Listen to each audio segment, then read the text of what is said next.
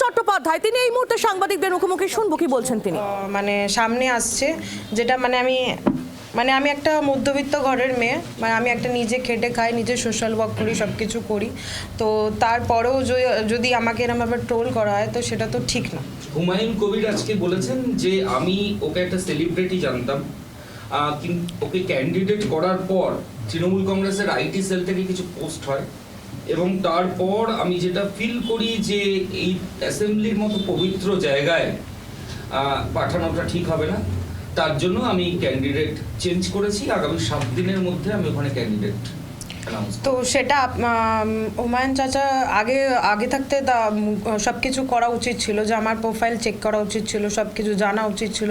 নিশ্চয়ই উনি জেনেছেন, এমনি তো না যে আমি হঠাৎ করে উড়ে এসে জুলে বসলাম, বা উনি আমাকে চিনলো না বা জানলো না, বা আমার নাম এরমভাবে অ্যানাউন্সমেন্ট করে দিল। তো নিশ্চয়ই উনি কিছু ভেবে করেছিলেন, তো সেটা ওনার কী ভাবনা সেটা আমি এখনও পর্যন্ত বুঝে উঠতে পারিনি, আর না আমি বুঝে উঠতে চাইছি। আমার নাম মানে বলেছে, মানে আমার নাম যখন বলেছে তখন আমি হতাশ, আর যখন আমার আপ করছে তখন আমি হতাশ।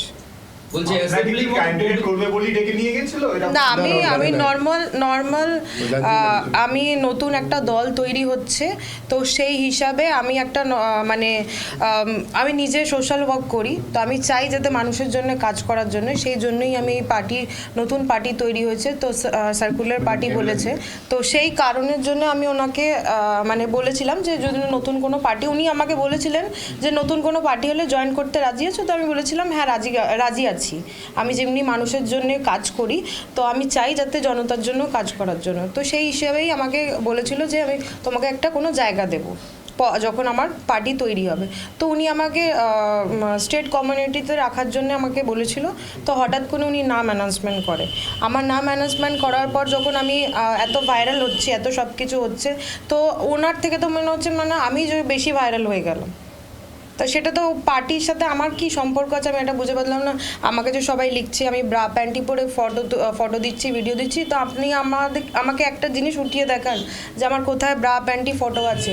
এরকম তো অনেক মানুষের আছে, তা বলে কি মানুষ বাঁচতে পারে না? আমার একটা সোশ্যাল ইনফ্লুয়েন্সার, আমি যদি আমার ব্যক্তিগত জিনিস আমার প্রোফাইলে ছাড়ি, সেটা আমার ব্যক্তিগত ব্যাপার, নাকি কারোর কোনো পলিটিক্সের ব্যক্তিগত ব্যাপার হওয়া উচিত। হুমায়ুন আরেকটা কথা বারবার বলছেন যে আপনার পাশে আছেন সামিয়া চৌধুরী।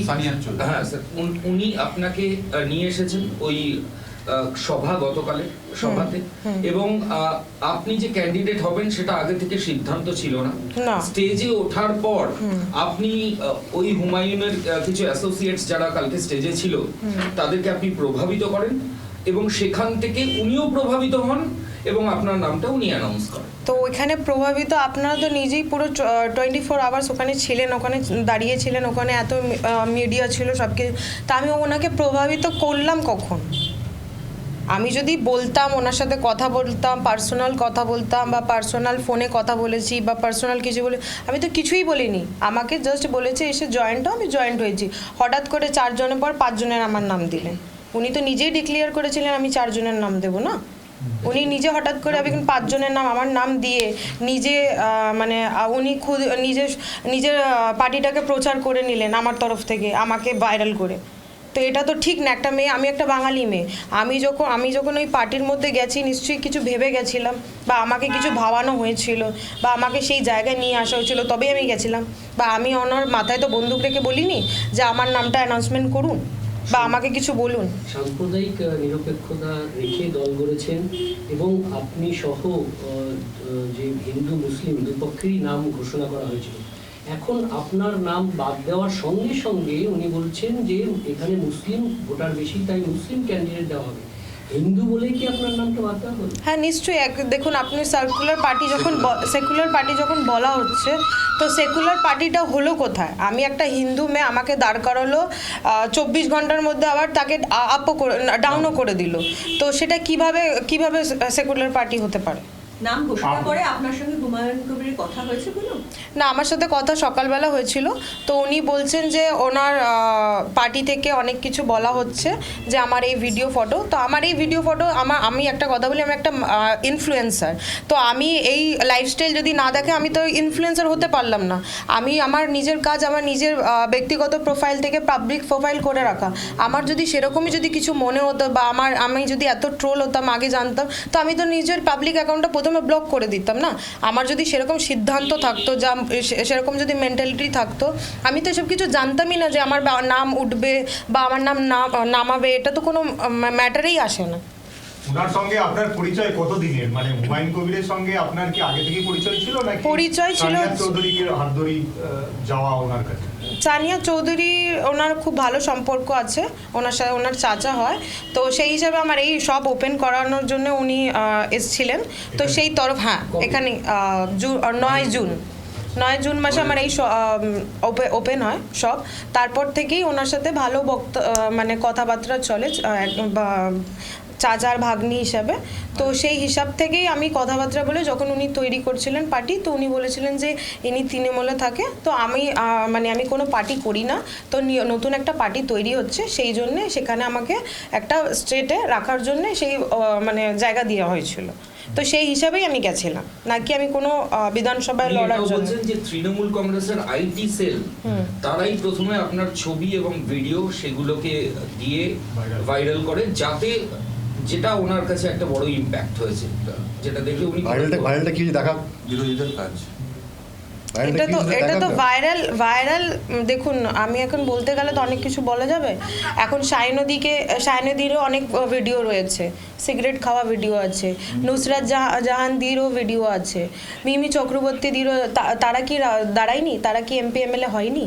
তারা যদি হতে পারে, তো আমি তো একটা মধ্যবিত্ত ঘরের মেয়ে, আমি একটু সোশ্যাল ওয়ার্ক করি, আমি হচ্ছে মানুষের দেশের মানে যেটা ভুল হয় সেটাকে আমি ঠিকের জায়গায় রাস্তায় নিয়ে যাই, সেটা কোনো বি পার্টি হোক, যেটা ভুল তো ভুল আর যেটা ঠিক তো ঠিক, তা সেটার জন্য যদি আমি দাঁড়াতে পারি, তা আমার উচিত যে আমি জনতার জন্য করি, সেই জন্য আমাকে পার্টি বলেছিল বলেই আমি তার জন্য গেছিলাম।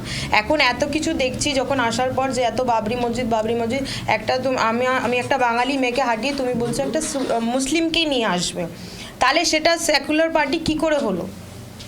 তাহলে তো আমাকে আমার যে মান সম্মান যাচ্ছে, আমি যে এত ট্রোল হচ্ছি, আমি যেই পার্টির জন্যে দাঁড়িয়ে আমার নাম খারাপ হচ্ছে, আমার মা বাবার নাম খারাপ হচ্ছে, আমার পাশে প্রতিবেশীরা আমাকে উল্টো বলছে, তো সেগুলো তো মেনে নিতে পারছি না। আপনি নিশা চ্যাটার্জি হিন্দু হ্যাঁ নিশ্চয়ই হিন্দু বলেই বাদ হয়েছি, নাহলে বাবরি মসজিদকে আমি একটা বাঙালি মেয়ে হয়ে, যখন আমরা সবাই বলছি যে আমরা সাপোর্ট করব, আমরা যেমন মন্দিরও করব, মসজিদও করব, তারপরেও যদি আমাকে সেই জায়গা থেকে বাদ দিয়ে দেওয়া হয়, তাহলে সেটা আমার মনে হয় না এটা কোনো সার্কুলার পার্টি। আপনার বন্ধু সানিয়া তো কাজেই একটা বলা হচ্ছে যে তৃণমূলের একাংশ থেকে ওনার দলে এইভাবে লোক ঢুকিয়ে দেওয়া হচ্ছে যাতে ওর দলের ক্ষতি হয়। না, এরকম কোনো ব্যাপার না, আমি তো কোনো পলিটিক্স করি না। প্রথম কথা, আমি যদি কোনো পলিটিক্স করতাম, কোনো পার্টি থেকে ছেড়ে অন্য পার্টিতে আসতাম, তাহলে আপনারা এই কথাটা বলতে পারতেন।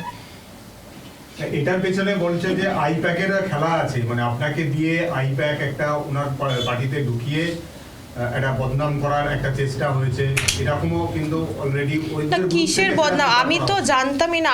আচ্ছা, আমি যদি জানতাম, তাহলে 4 নম্বরের পর 5 নম্বর আমার নামটাই কেন উঠলো? উনি তো নিজেই ডিসাইড করেছিলেন উনি 4 জনকে ডিক্লেয়ার করবে, তিনি তো 5 জনকে আমাকে হঠাৎ করে ডিক্লেয়ার করার মানেটা কি? প্রতিবাদ করলেন না কেন? না, স্টেজে তো আমাকে তখন বলা হয়নি কি মানে তোমাকে ডাউনও করিয়ে দেওয়া হবে, আমাকে বলেছিল দাঁড় করাবে, তাই আমি জন্য দাঁড়িয়েছি।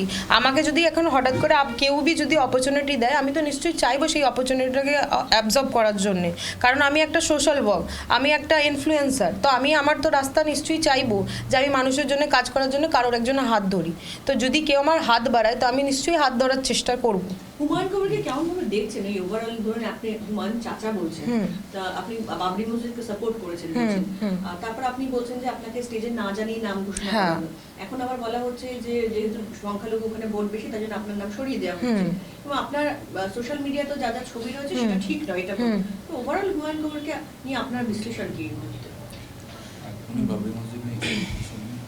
উনি দেখুন প্রথম কথা হচ্ছে উনি একটাই বক্তব্য হচ্ছে বাবরি মসজিদ। তো বাবরি মসজিদটা নিয়েই যদি সব কিছু হয় তাহলে তো আমার মনে হয় যে এই পার্টি শুধু বাবরি মসজিদের জন্যই হলো। তাহলে কোনো পার্টি, এই পার্টিটা শুধু মুসলিম ক্যান্ডিডেটকে নিচ্ছে শুধু এই বাবরি মসজিদের জন্য। বাবরি মসজিদ হয়ে যাওয়ার পর এই পার্টি আর থাকবে না, এই মুসলিমদের আবেগ কেড়ে নিচ্ছে এরা। আমরা বাঙালি মুসলিম সবাই একত্র হয়ে থাকি, তো সেখানে ভাগাভাগি যদি এখানকার রাজনীতি করতে থাকে তাহলে তো আমরা মানুষ বাঁচতেই পারবো না স্বাধীনতাভাবে। বলছে বিধানসভা একটা পবিত্র জায়গা, যে গতকাল আপনাকে ক্যান্ডিডেট ঘোষণা করলো সে আজকে বাইপাসের উপর দাঁড়িয়ে সংবাদ মাধ্যমকে বলছে এই পবিত্র জায়গা, কাজে এই ভিডিও ফুটেজগুলো দেখে আমার মনে হয়নি যে ওকে ওখানে পাঠানো উচিত, তাই 7 দিনের মধ্যে আমি কোনো মুসলিম ক্যান্ডিডেটকে বালিগঞ্জে। বিধানসভা একটা পবিত্র জায়গা। তো আমি একটা কথা বলি, তাহলে হুমায়ুন চাচা যখন এই দলে প্রথম স্টেজে যখন দাঁড় করালো তখন তার না ইজ্জত ছিল না? তখন কি তিনি বলেননি যে এটা মানে আমার এটা পবিত্র জায়গা? সেটা পবিত্র ছিল না? না না, আমি জানতো না যে আপনার এই ধরনের ভিডিও সোশ্যাল মিডিয়ায় আছে। কেউ এমনি একটা কথা বলি, আমি বাজারের থেকে মাছ থরি তুলছি যে আমি মাছ তুলে দেখাচ্ছি এটা কত টাকা দাম না দাম, সেটা তো করছি না। না, বাংলার আওয়াজ, বাঙালির আবেগ, জি 24 ঘন্টা।